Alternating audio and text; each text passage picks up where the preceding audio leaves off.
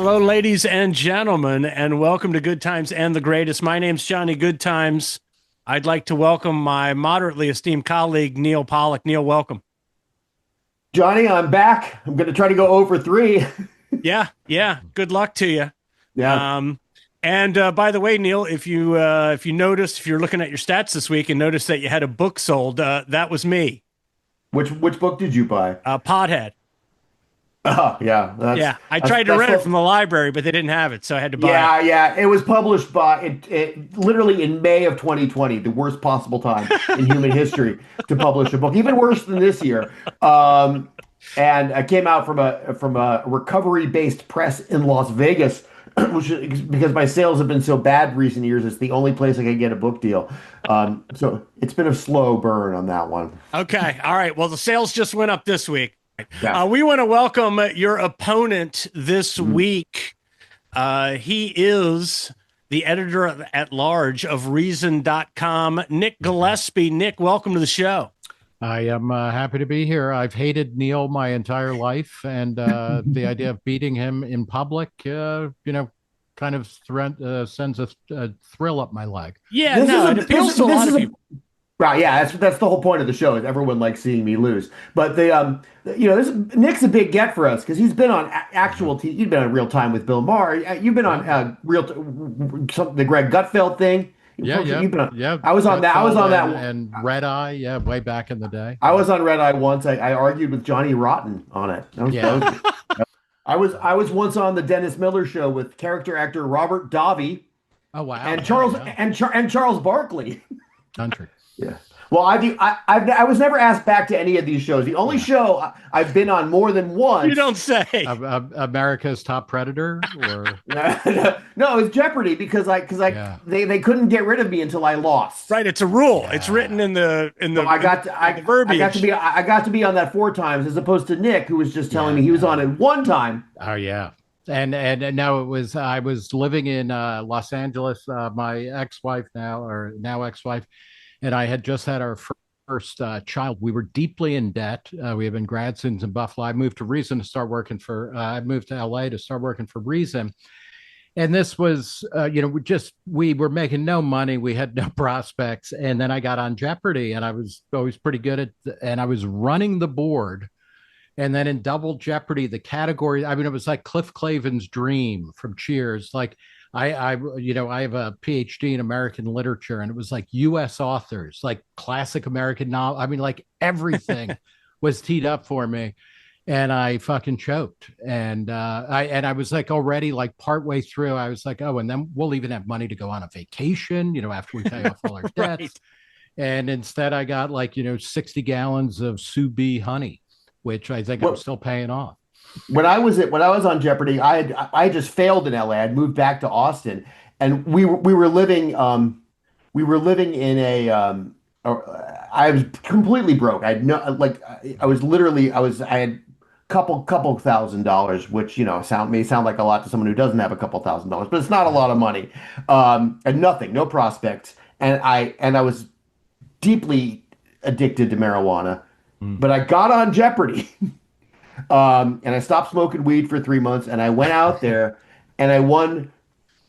I won 3 games, and I won $60,000. That's incredible. And then I stumbled into another freelance contract and was able to buy the house in which I'm sitting right now. So it What, was a if I miracle may story. ask, and I realize, it's both, it was a different America back then, and you were smoking weed, so you might not remember, but out of 60K, what do you figure your take home was? About 40. Yeah. They filched a little California state tax out of maybe Yeah. 35. I don't know. It was more money than I had. No, I mean, I it's incredible. I'm understand that thinking about it right now. If I could pocket 40 grand off of this, I would disappear for, 6 to 8 months, I think. Well, Yeah, yeah, I'm all- I mean, if you win, that's what Neal pays out. If you win, Okay. Nick, then Neal owes you 40K. All right, That's man. how the game Come works. on. So I'm always It's looking for all a. coming back. It's Well, all yeah, coming back. because you're a new father. You're a new father. Yes, that's right. Yeah, yeah. I You're at the new age of baby. 62, I have a 5-month-old son. wow. Baby needs a pair of shoes, not even a new pair. He doesn't have any yet. Yeah. All right, well, let's play the game, huh?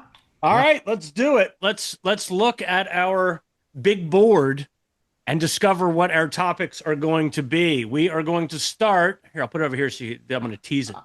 We're going to start with reason. All right. Yeah, I like that. We're going to go to suck.com. All right. Yeah, very good. We're going to go to socialists. Okay. Yeah. And we're going to go to entertainment. Oh, no general knowledge. Now, the general knowledge. I realized all four of the general knowledge were entertainment, so I switched it up. Do we need to explain what suck.com is? Yes, we do. So I wanted to chat about that real quick before we got started. I know you were part of one of the first sort of internet magazines in the 90s. Well, yeah, it was a daily satire site called suck.com, and it was founded by a couple guys who were working for Wired, and Wired at the time had their websites were called Hot Wired or whatever, and they were gold bricking, for their actual jobs, and they created Suck, which were just these like kind of daily rants about tech people at first, and then it kind of broadened out. And they used, in order not to be found out, they started using, noms de plume. So that was part of the fun of suck.com, is that you would pick, a kind of ridiculous name so that nobody would know who you were. And mine was Mr. Mxyzptlk, which was nice. The imp from the fifth dimension that bedeviled Superman. And the reason I used that was because my first big piece there was about how getting crippled was the best career move Christopher Reeve ever made. So popular it's opinion. Like Popular opinion. Yeah, right. Yeah, I think I made a pretty strong case. This podcast just got canceled. If you want to win today, you have to get me to say my name backwards. Yeah. Okay. So, Nick, you were one of another correspondent. There was Jake Tapper, I believe. Yes, that's right. Philly's own. He was James Bong. He used to be cool. He was cool once upon a time. Yeah, weren't we all? Think he's got a little bit of a distinguished gentleman coolness. I mean, there are less cool people in the media than. He's no Lester Holt, Lester Holt. So he started out, he was at Salon originally, I think, and Philadelphia Magazine, but he's a tremendous print journalist. Yeah, he could write. And he was a big fan of the Anthology of American Literature. I used to correspond with him. Yeah, back when I was someone. Yeah, when you. Yeah, Neal and I have both written for Philly Mag. All right, let's play ball. Let's get to the ball game.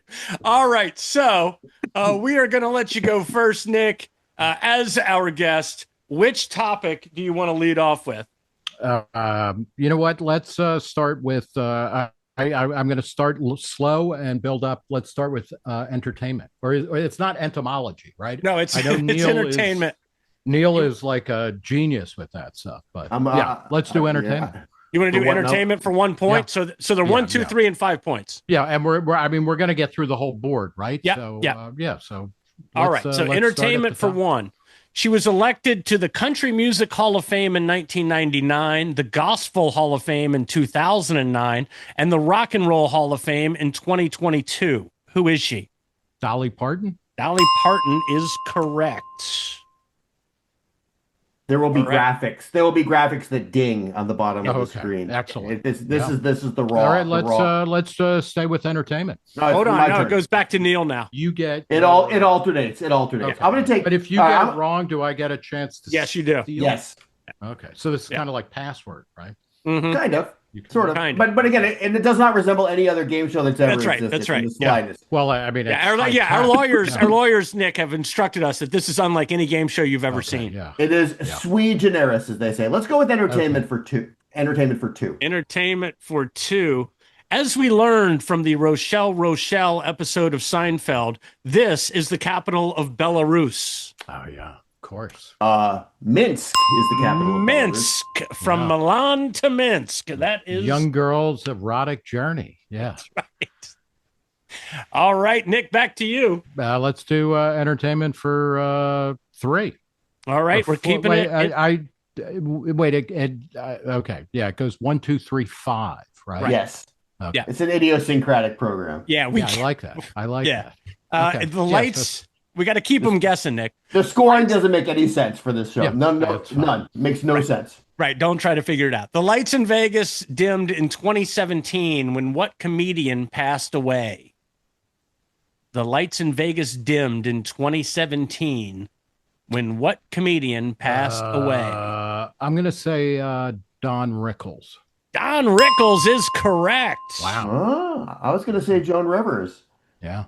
Which would be a good guess. Yeah. But Don Rickles is better because it was the right answer. Mm-hmm. Yeah. My hubris is going to take hold here, as it does every week. I'm going to go with entertainment for 5. Neal, you're going to be sorry. Here we go. Entertainment for 5. Oh no, is it a big buck duck? No, but it's a question you're probably not going to get. What rapper from Georgia, born with the name Tawheed Epps, and whose albums include "Dope Don't Sell Itself" and "Pretty Girls Like Trap Music," used to host the Vice show Most Expensivest? No, this is really. It's a Georgia-based rapper. Yeah. And we're not allowed to use our phones, right? That's correct. Okay. That would defeat the the only Georgia-based rapper I can think of is the fake Georgia-based rapper from Atlanta. So I'm going to say Paperboy. All right, you're hip. You're with it, Neal. Yeah. But you're wrong. Yeah, Nick. Okay. I know I've seen that show, and my older kids grew up with rap. I have no idea. Bodacious T. No, it's not Bodacious T. Answer. What's the answer? Yeah. The answer is 2 Chainz. No, 2 Chainz. Okay. 2 Chainz. 2 Chainz, not one, but 2 Chainz. Yeah, all right. That was not my wheelhouse. All right, Nick, who is the Latino guy from Miami who Pitbull is Pitbull? I'm sorry, but he always wears like 2 Chainz. Right. Mr. Worldwide. Mr. Worldwide. That's right. Yeah. Charter school owner, operator. At least that wasn't a big buck duck, though. At least I just missed it. Right. At least you didn't lose a lot of money like you normally do. All right. Okay. Nick, it's so your now turn. It's my turn. Okay. Let's do suck.com for 5. All right. Which for 5? Ooh, okay. What 90s cartoon theme song includes the lines, "I'll teach you to be happy. I'll teach your grandmother to suck eggs"? I'm going to go with Ren and Stimpy. That is correct. Wow. I'm impressed with myself. Nice work. Danger. Hubris goes before a fall here. Yeah. Well, you're off to yet once again, third straight week. Neal has found himself way down in the early going. Neal, do you think when you were on the Dennis Miller show with Charles Barkley, like his inability to win the big game rubbed off on you? Like, did he shake your hand? And did you feel like a tingle, like he was getting rid of it? I'll take socialists for 3. And I have to say, I love Charles Barkley. He's one of my favorite deodorant pitchmen. And when he would say he was not a role model, I was like, yes, you are absolutely right. And I loved him from his round mound of rebound days at Auburn. He's the greatest. Oh, yeah. And he's really the best. He's the best studio announcer in sports. And he was also extremely one of the few celebrities I've ever met who's actually really cool and nice. So I believe when I lived in Philly, he was on the Sixers. Oh, and, yeah. I mean, it's just great to be able to see him. Yeah. All right. A socialist for 3. Socialist for 3. 1960s leader Alexander Dubček of what then country advocated, quote, socialism with a human face? Czechoslovakia. That is correct. Let's go with I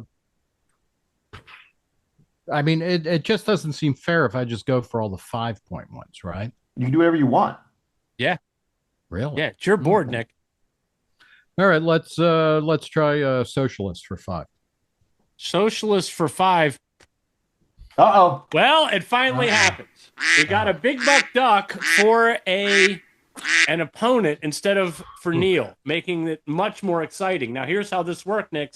This you are going to be able to bet up to 9 points on this question. However, if you miss it, Neal can steal it for however many points you decide you want it worth.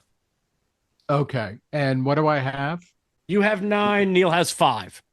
Okay, let's go for 5 points. All right, going for 5 points. The first woman to run for president in 1872. This free love advocate was also the first to publish the Communist Manifesto in the United States. Who was she? Can I go for 900 points now that I think I know the answer? No? Okay. Now, a little late for that. All right. Do you know this one, Neal? No. I do. I think it's Victoria Woodhull. Victoria Woodhull is correct. All right. Pretty and for a 19th century woman, kind of hot. You never know. You don't know which 19th century women were hot or not. They wearing a lot of hoop skirts, and also we don't have photographs. She was late 19th century. We've got some photos. Some pictures. We don't have a lot of photographs. We don't she wasn't like doing duck lip selfies, but we've got a couple. Didn't have Instagram. I'm down 14-5. Right, you're already in deep trouble yet again, and now you've got to play catch up like you always do. Reason for 5. Reason for 5. Neal, you can get right back in the ball game. Oh boy! The other big buck duck has now been discovered, and you can bet up to 6 points. However, if you get it wrong, Nick can take that 6. Yeah, I'm going to bet 6. I have to. What 2004 sequel, co-starring Colin Firth, had the subtitle "The Edge of Reason"? Co-starring. Who was the other co-star? Well, if I tell you that, I'm going to give it away. The Edge of Reason.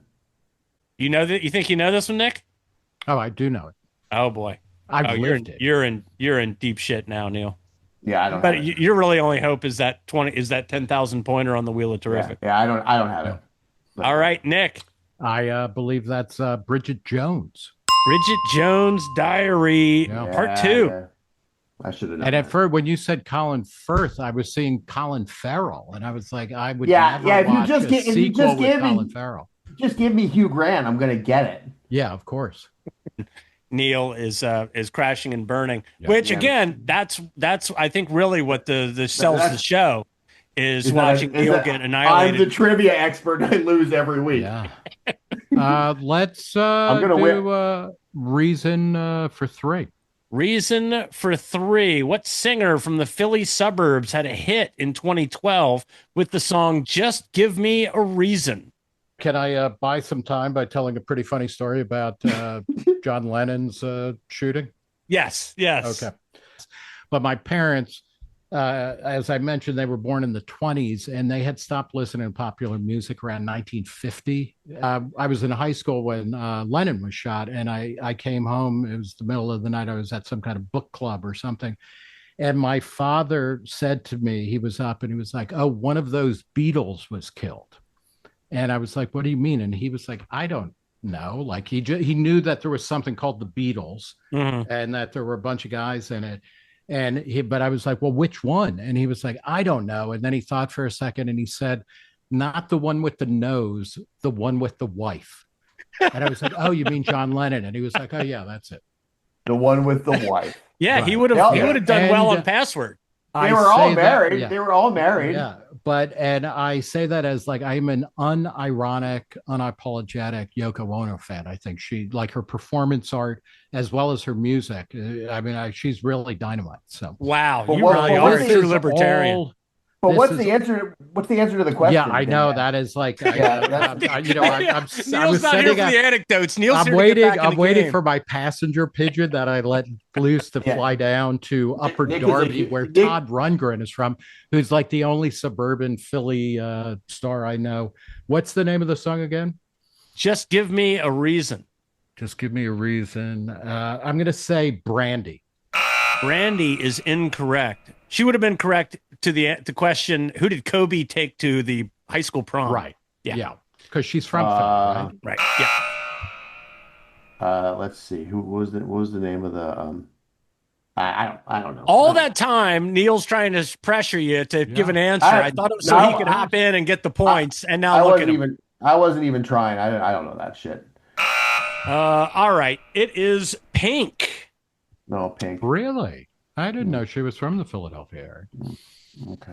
I'm a little tired. And I also could not name any song of hers other than "Get This Party Started." I think I'm a little tired. A little tired today. I think I don't know. I'm not. My brain's. I'm not firing on all cylinders. Are you back on the weed? No. I'm just. I'm trying sleep deprivation as a creative strategy. Yeah. Suck.com for 3, please. All right. Suck.com for 3. In what play does Ariel sing where the bee sucks, there suck I? In a cow's lips bell I lie. Oh, that's a Midsummer Night's Dream. Midsummer Night. Yeah. Yes. That is incorrect. What? Oh, shit. Okay, so I am going to go with The Tempest. Yes. God damn it. Tempest is correct. Another fair. The collapse continues. I should have gotten that. I even thought of the Tempest first, and I changed my mind. What's the score? Jesus Christ! God. I've got it as 28-5. Okay. All right. Look, suck.com for 2. Okay, what American Idol singer had a hit in 2009 with the song "My Life Would Suck Without You"? Yeah. Clay, my balls are aching. I don't know. No, I got nothing. Neal, here's your shot. Kelly Clarkson. Kelly Clarkson is correct. Wow, it's amazing. Yeah, I don't think Clay won. I think Clay finished second. Yeah, he did to Ruben Studdard. Right. Yeah. Right. All right. What's next? What do I got? I was trying to keep this now under an hour. Yeah. Socialist for 2. All right, socialist for 2. And what 19th century English philosopher and author of On Liberty was considered late in his life to be a socialist? Mill. That is correct. I'm not dumb, guys. Yeah. See, he knows his 19th I know John century Stuart Mill. I philosophy. just don't know 2 Chainz. Yeah. Well, then what good are you? His rap name. Yeah, right. I mean, Neal, we're trying to appeal to the youngsters here. You think they care about John Stuart Mill? But what is the thing? The quote about everywhere we are in chains. What's that quote? We're all born for something like. Oh, that's Rousseau, right? Or is that Marx? Everywhere man is born free, but is in chains, something like that. Or... But everywhere he is in 2 chains. Yeah, that's right. All right, where are we going from here? I don't even know whose turn it is. Let's go socialist for 2. No, socialist. I just took that. You just took that. So socialist for 1. What socialist ran for president 5 times, the last time being from a prison cell? I know a socialist who campaigned from a prison cell, but then I also know a socialist who kept running. I'm going to say they ran for president 5 times. Right. I'm going to say Norman Thomas. Incorrect. Neal. It's Eugene V. Debs. Yeah. That is correct. Eugene V. Debs. That was a 5-pointer, right? That was a 5-pointer. It stands for victory. Yeah. And so, all right. Well, Neal's kicked a field goal since last we spoke. Yeah. All right. Well, there's still a 4th quarter coming up, so you never know. That's right. I want to go with reason for 2. Reason for 2. Who wrote a 3-part series called The Age of Reason in the late 18th and early 19th century? 3-part series of what? Well, TV shows, Neal. What do you think? It was late 18th and early 19th century. The Age of Reason was a history. 3-part series of books or pamphlets or whatever you want to call it. Late 18th, early 19th century? Yeah. Well, Thomas Jefferson? Incorrect. Nick. It's Tom Paine. Tom Paine is correct. Yeah. And Neal goes back down by 19. Who drank himself to death in New York City and what is now one of the city's premier gay bars. I'm going to drink myself to death right after this game. Yeah. We are down to our final 2. Let's go with suck. Sucking for 1. Which gender of mosquitoes sucks human blood? I don't really believe in gender. I think it's a social construct, particularly in Drosophila or whatever. Um, yeah, I'm going to say it's the men. It's the men mosquitoes. That is incorrect. Neal, here's a chance for you. Can you? I think, I think I it's do the want to point out, like, if mosquitoes have Facebook and there's 57 genders. it's the female. It's the female mosquito. They suck the blood. Oh, I would have taken they them mosquitoes are the ones who suck. No, it is the female. Gender neutral mosquitoes. Yeah, we're the one show that's not scared to talk about that. Gender neutral mosquitoes. Where is Matt Walsh? He can tell you what a female mosquito is. What is a female mosquito? A film by Matt Walsh. All right. Reason for one. I'll take the last question. Reason for one. Who had a 1971 hit with the song Reason to Believe? That's a 1-point question? Yeah. I'll give you a hint. The person who recorded the song still living. Still singing. Rod Stewart? Rod Stewart is correct. That's impressive. That is your go-to when somebody says, "Can you believe this rock star is still alive?" So I had some good gets today, but I also had some big whiffs. Mm-hmm. Yeah. It's like the guy who hits like under 200 but hits 20 homers. You're the Dave Kingman. Dave Kingman. Right. Yeah. Yeah. Did he ever? He never played for the Dodgers, right? He played for the Cubs, the A's, played for the Cubs, the Mets, the Yankees, actually briefly. And apparently, he was like the biggest jerk in baseball. All right, we're going to spin the wheel of terrific, and we're going to find out how many points the final question is worth. It better be a big one. Oh boy! Here we go. 10. 10. All right. Okay. Well, no luck for Neal. Yeah, I lose. Congratulations. I'm Nick, sorry. I thought I was taking a victory lap. I'm sorry. I didn't realize I could still lose. No. Well, you still can. You could still continue with the victory lap while Neal answers the question, and you'll still win. So you're fine. Nick also has to answer it.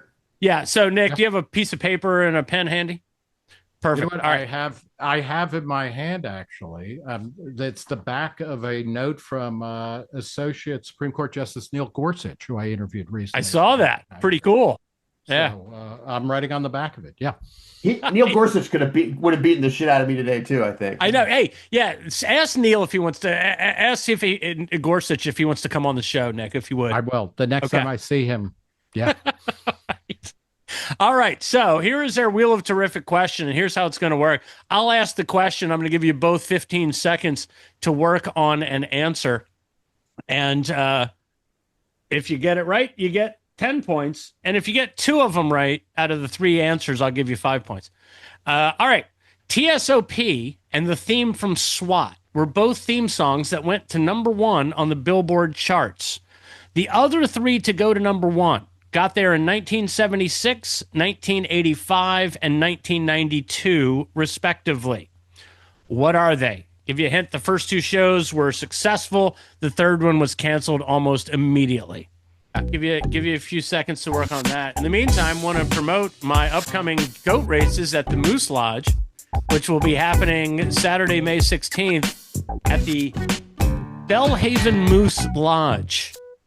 Also want to ask everybody who is listening to please be sure to like, subscribe, and spread the word about Good Times and the Greatest, the only game show that matters. The 1985 ones, I, at the time, was 10 years old and was obsessed with both the song and the show. Okay. All right, that helps me. I think I know what that is then. Okay. All right. The 92 was not a sitcom. 92 is going to be tough. Yeah. 92 is a tough one. It was a song that was basically written for the show, became a famous song on its own, but the show crashed and burned immediately. My choices are I put Moving On Up from the Jeffersons for 76. Okay. The theme for Miami Vice for 1985. And the theme from Cop Rock for 1992. Oh, wow. All right. As much as I love Cop Rock as an answer, it is not correct. Nick, what do you got? I have in 76, and yeah, I don't know that you can read it. I think I have some other incriminating evidence on this, but 76, the theme from Laverne and Shirley. Okay. 1985, I had the theme from Greatest American Hero. I believe it's called Walking on Air. Mm-hmm. And then for 1992, I don't have any idea. Okay. So, Nick, you did not get any of them correct. Wow. Neal got one of them correct. And so I'm going to try to find a way to get... Is that the Miami Vice theme? Correct. Miami Vice is 1985. By Jan Hammer. Also of the Mahavishnu Orchestra. Yeah. You know, this goes back to my movie mag and teen star days. Like Philip Michael Thomas is like the greatest name for a teen star because you want 3 names, 3 first names. Aaron Taylor Johnson. He's the one. Lee Harvey Oswald. Yeah. But Philip Michael Thomas is the guy who actually conceptualized the EGOT because he said in an early interview, "I'm going to get an Emmy, a Grammy, an Oscar, and a Tony." Did he get any of them? Wear a medallion saying EGOT, and then people were like, "Who has an EGOT?" But he doesn't get one. He doesn't have any of them. I don't think. No, he doesn't. Not yet, Neal. It's not over. It's not over. Yeah. I don't think. And if he wants to come on the show, we'd love to have him. Yeah. All right. So what's the score there? 1976. Welcome back, Cotter. Oh yeah. Well, welcome back. By the way, John Sebastian. Just do you know he changed his name. He's an Italian American. His name is like Bacigalupi or something like that. I'm half Italian, and I was proud when I heard that. What's 92? What's racialism? But what? What's the 1992 answer? The Heights. How do you talk to an angel? Yeah, by Jamie something, right? It was a spin-off of Melrose Place. Yeah, and did not last very long. But that's that song will last forever. That's a good question, song too. It's a good trivia question, Johnny. That last one's tough. Yeah. Alan Thicke wrote. Did he write the Jeffersons or no? He wrote the theme to the life. He wrote the theme to the Facts of Life. Yeah. And the other one, the sequel too. No, he wrote Different Strokes. Different Strokes. Which is the prequel. The prequel. Yeah. And yeah, isn't that amazing? Alan Thicke. Yeah. Anyway, Johnny, this is it's like having 2 hip grandpas in the room with you.